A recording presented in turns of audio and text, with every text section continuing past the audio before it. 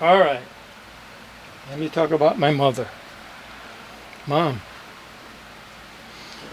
Mom and Dad came from Puerto Rico when they were little kids, so they grew up in New York. So Mom spoke English and Dad spoke English perfectly.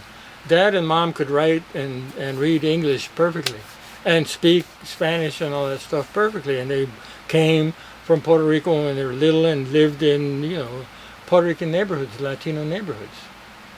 Mom had to work like hell, like a slave for her aunt. She had a couple of aunts. Well, the one that she was living with when she grew up and went to New York treated her like a slave. That was horrible. Mom said that she had to wash those big wool blankets that they had years ago. Nowadays you can buy a wool blanket that's thin.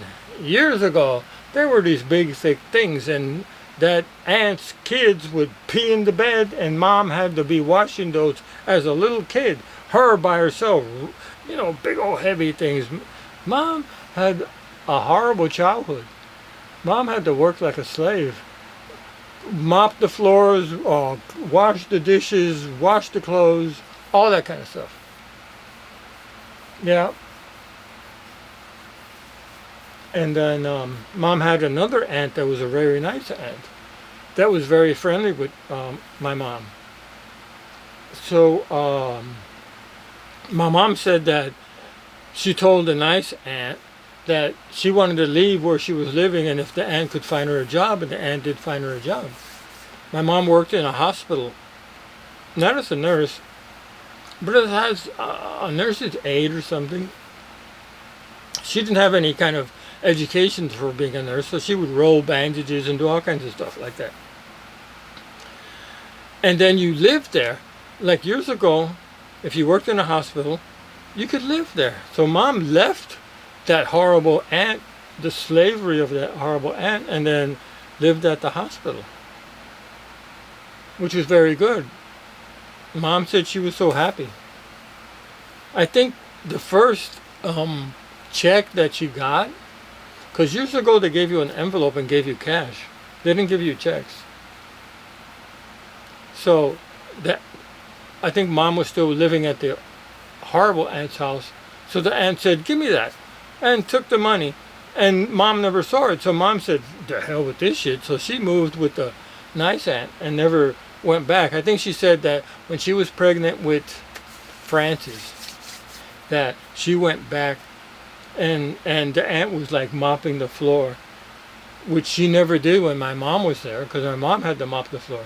So the aunt says, "Oh, unos niños llegaron y ensuciaron el piso." So she had to mop. And then the aunt goes, "Oh, well, when you have the baby, bring it back." Mom said she never went back. What the hell with that shit? Yeah.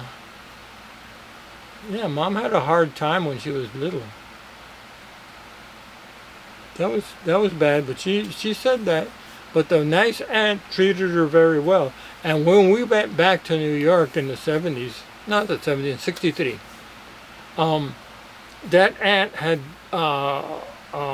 she had mental problems and stuff. So she was in like a convalescent kind of mental institution thing. It was nice. We went to go visit her. And she used to like to drink wine. So Dad would bring her Welch's grape juice. And since she was old and blind and stuff, she thought that was what was like booze. So then she would say, "Oh, I love that wine that Danny brings. It's so good." And it wasn't alcohol. It was just some Welch's grape juice. And then I remember one time we went to go visit her and we had like a picnic lunch thing out in the grassy area on a bench and stuff. And then Titi Fefa was there and all of us. And I think Francis had already gone back to California. So then Frankie and Joey went to the building to go to the bathroom and we were drinking some water. And Titi Fefa came over and she was going to wash some cups and stuff, something like that.